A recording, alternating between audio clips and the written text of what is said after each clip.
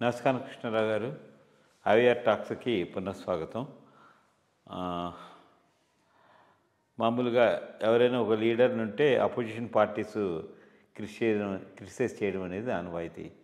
But ఇప్పుడు ఆంధ్రప్రదేశ్లో ఒక సమర్థమైనటువంటి కూటమి ఏర్పడింది.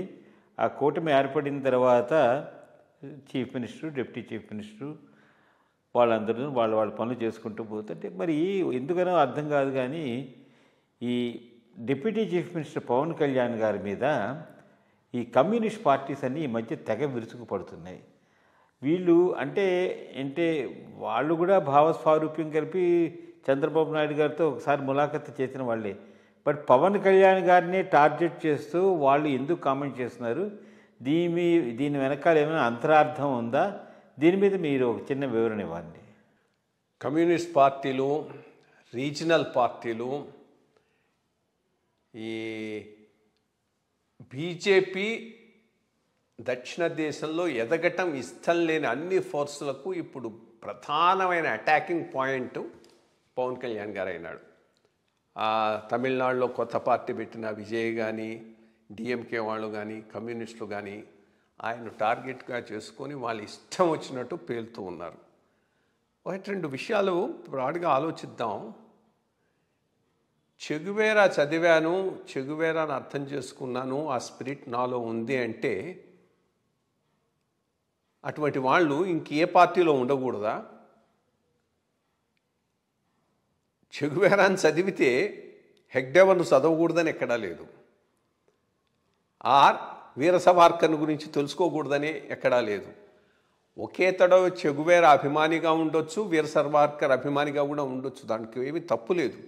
ఇన్ఫ్యాక్ట్ గ్రోత్లో as students most of us రెండు స్ట్రాంగ్ ఐడియాలజీస్ ఎప్పుడు అట్రాక్ట్ చేస్తూ ఉంటాయి. ఒకటి కమ్యూనిస్ట్ ఐడియాలజీ, రెండోది రైటిస్ట్ ఐడియాలజీ. రెండు స్ట్రాంగ్ ఐడియాలజీస్. అసలు ఐడియాలజీ లేని వాళ్ళు వేరే విషయం.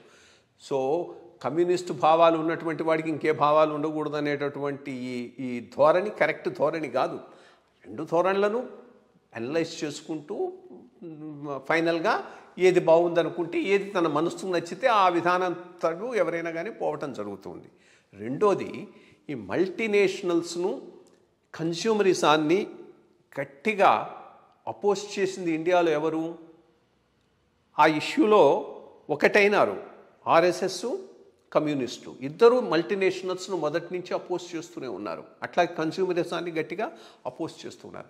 కాబట్టి ఇవేవో వాటర్ టైట్ కంపార్ట్మెంట్సు, నువ్వు చెగువేరాను ఇచ్చేసావు కాబట్టి నువ్వు బీజేపీ అజెండాను తీసుకోలేకపోవటం అంటే రిడిక్యులస్. బట్ దీనికి ఒక తప్పకుండా అజెండా ఉన్నది, భయం ఉన్నది.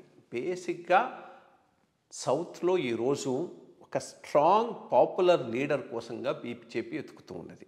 వాళ్ళకు అన్నామలై దొరికాడు, అజెండాను తమిళనాడులో పూర్తిగా ముందుకు తీసుకుపోతున్నాడు. అటువంటి లీడర్ ఎవరైనా ఆంధ్రాలో ఉంటే బాగుంటుంది. ఆంధ్రాకి కాదు, మొత్తం సౌత్ ఇండియాకి అంతటికీ ఒక ఐకాన్ లాగా ఉండగలిగాడంటే ఆ రోల్లో ఈరోజు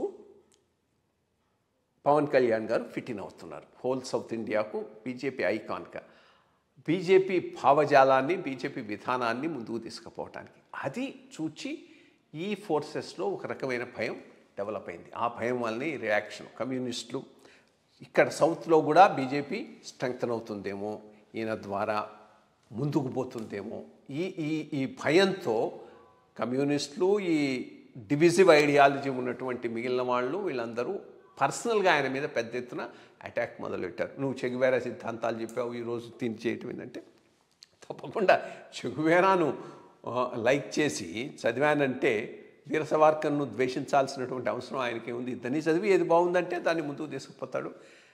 ఇన్ఫ్యాక్ట్ ఈరోజు ఒక గట్టి ఇంటిగ్రేటింగ్ క్యాండిడేట్గా బీజేపీకి సౌత్లో ఈయన గట్టిగా వాళ్ళ సిద్ధాంతాన్ని ముందుకు తీసుకుపోవడానికి రెడీ అయినాడు. సో ఈ విమర్శలను వీటిని పట్టించుకోకుండా గట్టిగా ముందుకు తీసుకుపోతే బీజేపీ ప్రస్థానం దక్షిణ భారతంలో గట్టిపట్టడానికి బలమైన పునాది పవన్ కళ్యాణ్ గారు వేయగలరని నా విశ్వాసం. థ్యాంక్స్ అండి. నమస్కారం.